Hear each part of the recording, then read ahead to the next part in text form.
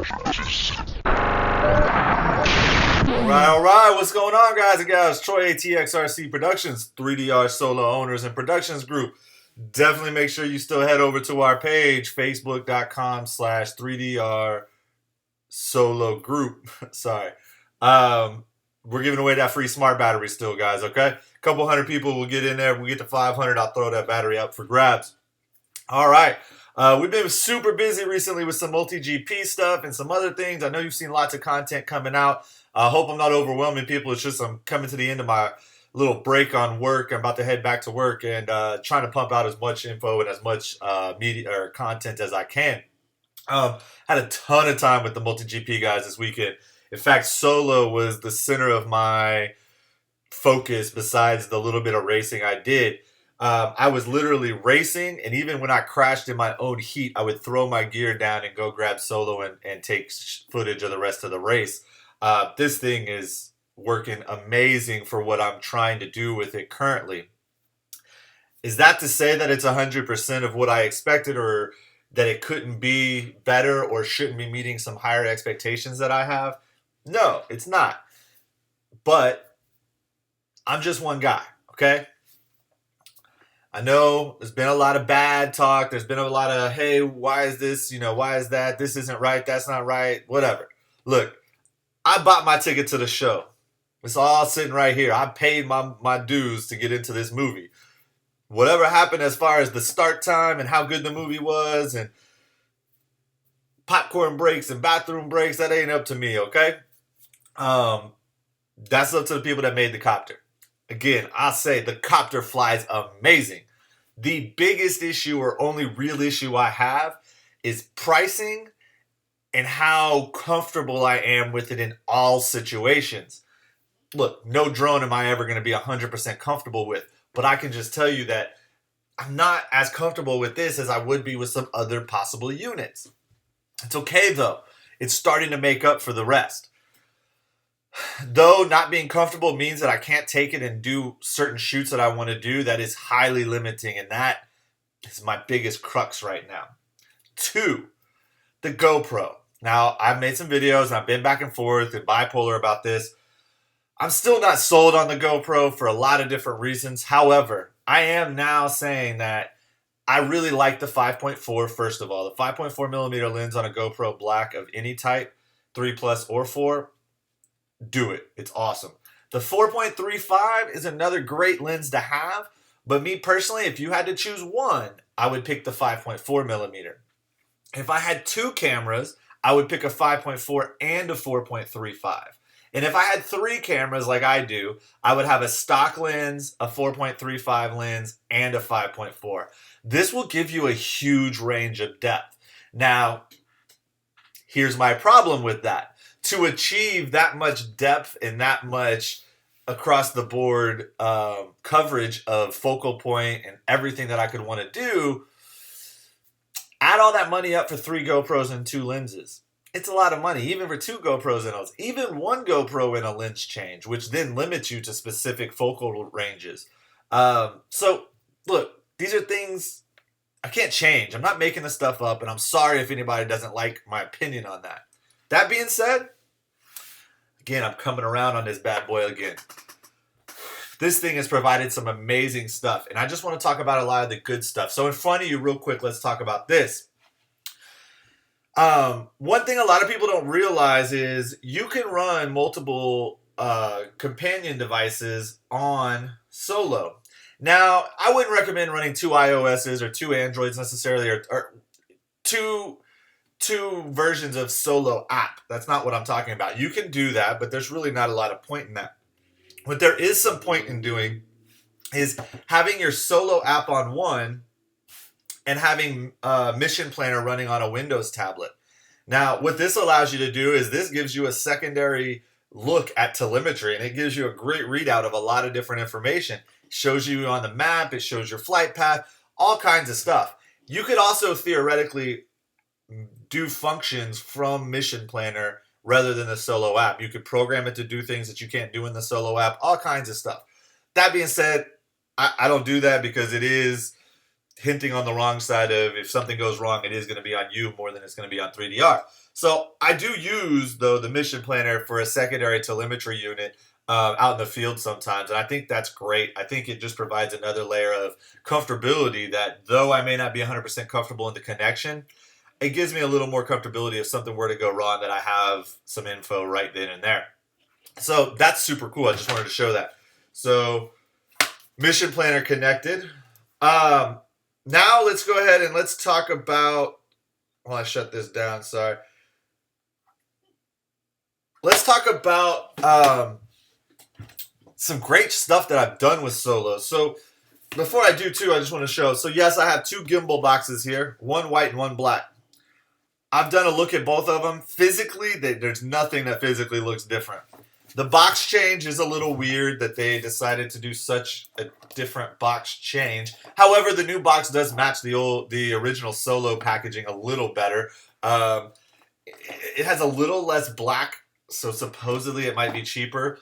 I don't buy that. I'm not 100% sure on what they did. I think it might be possible that they changed manufacturers. I don't know. We know they had some quality control issues, so it wouldn't be surprising if they canned a company and said, hey, let's do this over here instead. Again, total just me making that up. I have no idea. All right, what's up, guys? We got everything put up real quick, and now we're going to take a look at some shots that we've done with Solo that really, kind of have made me start turning towards, I really am starting to like the unit. I really am starting to see that it can do things for me that, make it really simple to do a lot of these really cool shots. As well as I'm going to show you just some cool videos, some different stuff with some different types of shots that I've done. So one thing that I did a couple weeks ago was once I really first got the gimbal is I wanted to practice tracking objects or moving targets. Just because this is something that, going out and shooting buildings and shooting, footage of stagnant or, really far away objects, it's fun and it's cool. But being able to track things and being able to shoot swooping in and out and being able to kind of come in on an object, turn and watch it go away or pull back as it goes away or follow it. These are all things that, you could do with any quadcopter or any drone. You could do it with the P3s, the Inspires, of course. These things all can, be done.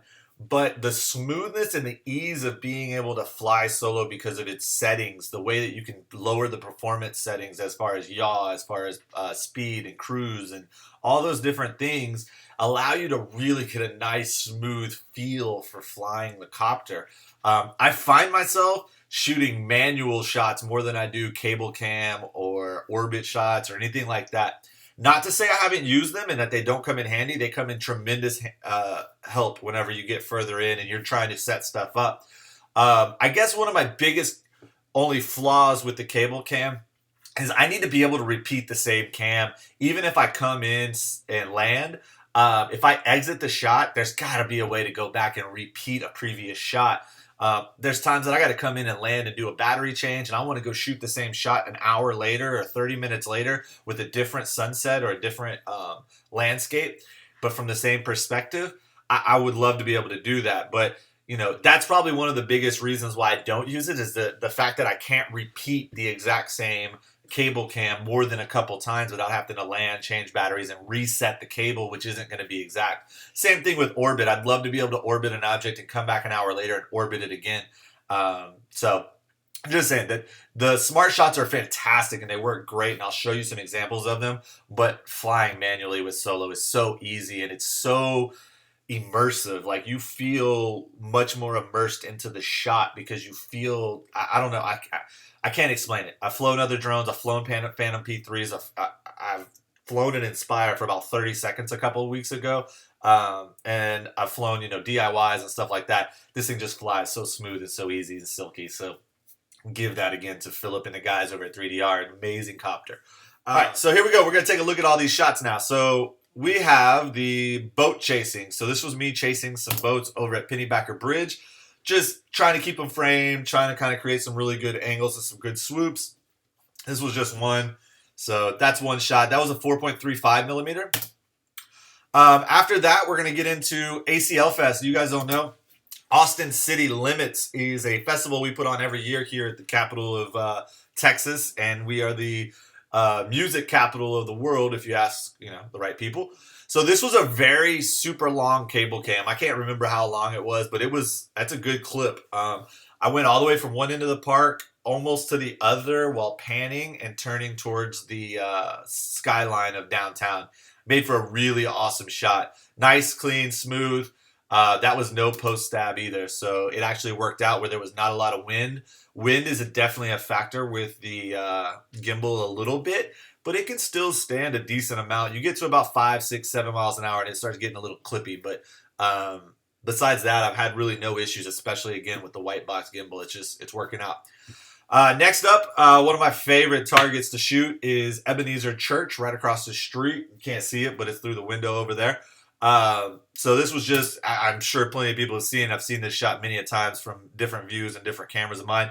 This was just a rising shot from lower below the church at facing it up, and then I curved and turned, and this was all manual again. This was not any kind of cable cam. So to see that kind of smoothness, being able to be shot manually is just pretty awesome. So I really like that shot. It's one of my favorite. We also, up the road, you can actually see the very similar skyline from this position. We're going to be now just up the road at Texas State Cemetery, and there's a giant Texas flag that I can also see directly out of that window, which makes for really awesome waking up and hanging out in my apartment every day. This was the Texas flag, and so I did an orbit around it. This is going to be just a portion of the orbit at regular speed.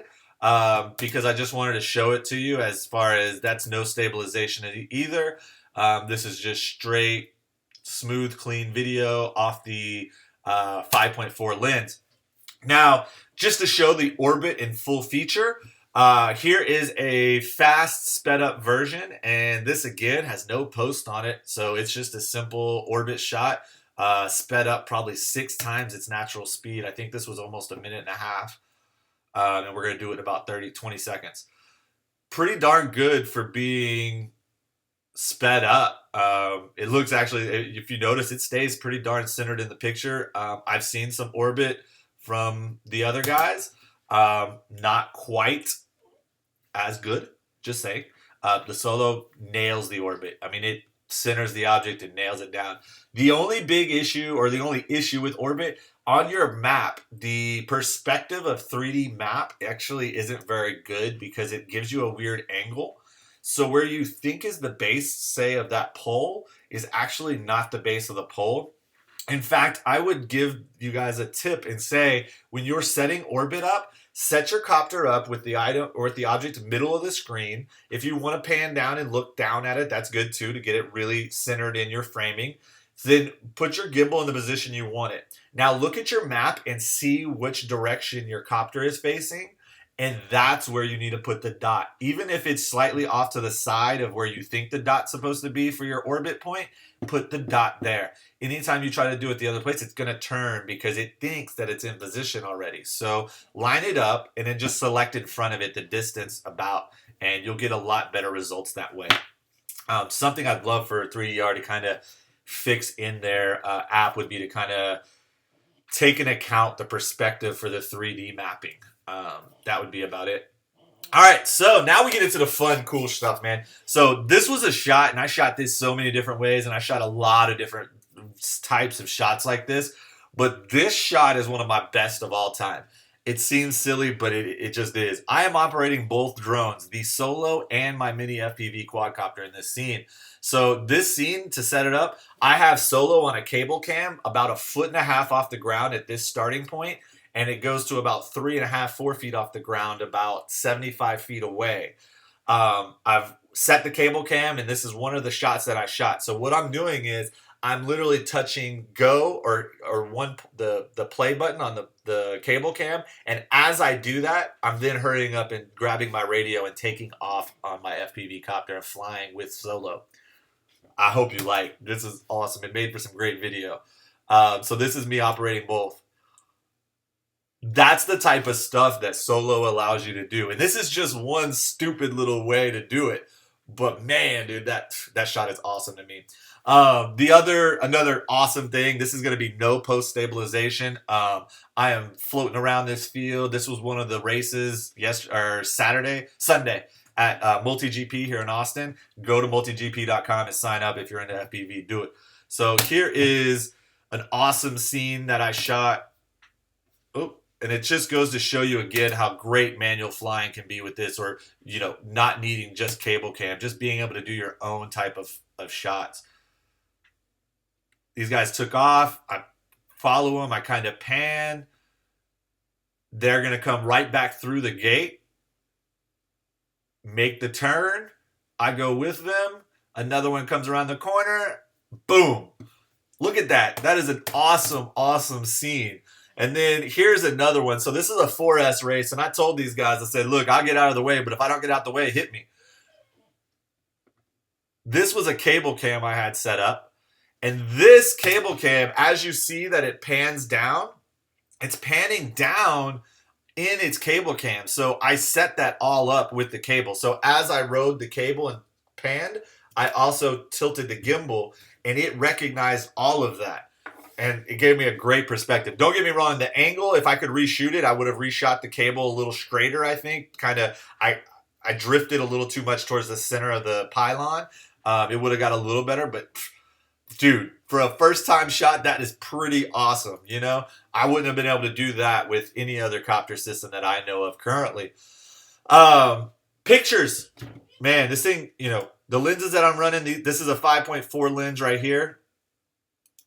It's Austin City Limits, no post. It's just how it comes. Here's going to be downtown. Once again, no post. This is actually the 5.4 lens as well. And then I also wanted to kind of give you guys a look at the 5.4 millimeter lens at night. This is going to be some night video. And I think it's actually pretty decent, especially for just being a random, I did low light, and I was shooting, I think, 30 frames, 2.7. Without having to play with it anymore, I was, pretty happy with it. You're not going to get, really a lot of control over everything, but I bet you if I played with it some more, I could get some better video out of it. And then here's going to be some night lapse pictures of downtown. I thought it came out pretty clean as well. Pretty happy with them. There's some really good clarity in the building right in front right here. And then when you get to the Capitol one, though they have these huge spotlights shining right at me, you get some really good clarity and some depth and some really, really good sharp picture there. So pretty happy with what I'm getting out of the 5.4. Again, if I had to take a choice, I would go with 5.4. You're going to post stabilize either way. I think the 5.4 is actually getting you a little bit better range with the depth of focus. So that's just me. Again, getting questions. I get a lot of questions. In fact, I woke up this morning with 2 questions coming to me about Solo, both asking if they should purchase a Solo or purchase a Phantom or an Inspire. Look, guys, I'm not going to back down really from what my original assessment is. The 3DR Solo is awesome as far as the copter, and the gimbal is even working out fine. And I said it in the beginning, it's just a gimbal. It just has to stabilize. Guess what? It's stabilizing. Do I have total confidence 100% in this copter as a system? No. However, a lot of that comes from the dollar bill spent. And something that's coming out recently is there's a couple of vendors, or one in particular here actually locally, UAV Direct, that's actually selling these copters now for $6.99, trying to liquidate them because they're apparently not going to carry not just 3DR, they're also not carrying DJI. They're stating that there's not a lot of markup in these products and that they'd rather do DIY builds. More props to them. Go do it. But it leaves an interesting perspective. If this copter system was $700 instead of what it's priced at, and the gimbal was, let's say, $100 less, or even at its price point, we would be getting really close into the same price point as all the other drones in the field or in the category. That's where I think this thing's supposed to sit. The reason is the camera. Yes, a stock lens GoPro will get you great footage. And it will get the guy that just wants to go buy a drone and be cool flying a drone, great stuff, and he will enjoy the heck out of it. And at that price point, it's in the ballpark. But for somebody like me, or somebody's like some of these other guys that really want some really, really good, crisp, clean, focused, and zoomed in or lower field of view shooting, we're going to have to add a lens. And so you add the lens and you add all the other stuff in the editing software, and dollar bills add up. So that's where my crux in saying, yes, go buy one. It's just so much involved with it after just buying one to get what a lot of us want. That's all. Not mad about it. I'm not saying 3DR sucks because of it. I'm just saying there's limitations in the camera system that put dollar bills at risk. That's it. So my answer to any of you guys asking me, should I buy a 3DR? Should I buy a Phantom? What do you want out of it? Do you want the best flying? And I mean it, man. I've flown them all. Do you want the best flying copter out there? If you do, get a 3DR. You're gonna trade off a little bit on, yes, you're gonna have to post stab. Yes, you're gonna need a 5.4 or 4.35 if you want to get really, really, really good video. That's up to you. I can't answer that question for you. If you're happy with just a stock GoPro and go de-fisheyeing it in GoPro Studio, man, 3DR is your game. Especially at $699 and $400, man. Pick one up from UAV Direct today. Serious, go get it. That's all I can say. But if you're trying to go buy something, go take pictures and photos, and not have to sit down at a computer and do anything about it, just download it, put it up, and be the cool guy on the street, hey, DJI might be for you. You're going to give trade-offs again. There's going to be no customer service or lack of. Parts are going to fail at times, just like anywhere, and you're going to have to figure it out. I mean, that's all I can tell you is there's a clear difference. And then there's the Inspire, and I don't even really care to talk about that because it's a professional system. You're spending that kind of dollar bills. It's a professional system, and that's what I get to. I'm getting to that price with a complete copter system, but I'm just a smidge away. I'm just a smidge from being able to say that this could be used as a professional commercial system. And I mean consistently, because to be commercial and professional, I have to be able to depend on it day in, day out to go to anywhere, anytime, and do what I needed to do. And when I have that harebrained idea on site that I want to go ahead and shoot that over there, I got to have confidence in the system. I don't know that I do. And though the other guy, DJI, I don't have confidence in their customer support, I have a little more confidence in the system getting the shot. That's all. I mean, I hope that makes sense to people, and I hope people to understand that I'm not on a 3DR sucks bandwagon. 3DR, I love you, man. Come on.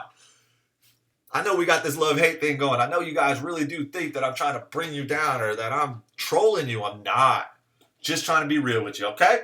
Down here in Austin, Texas, ATX Drone Space, 3DR Solo Owners and Productions Group, ATX RC Productions.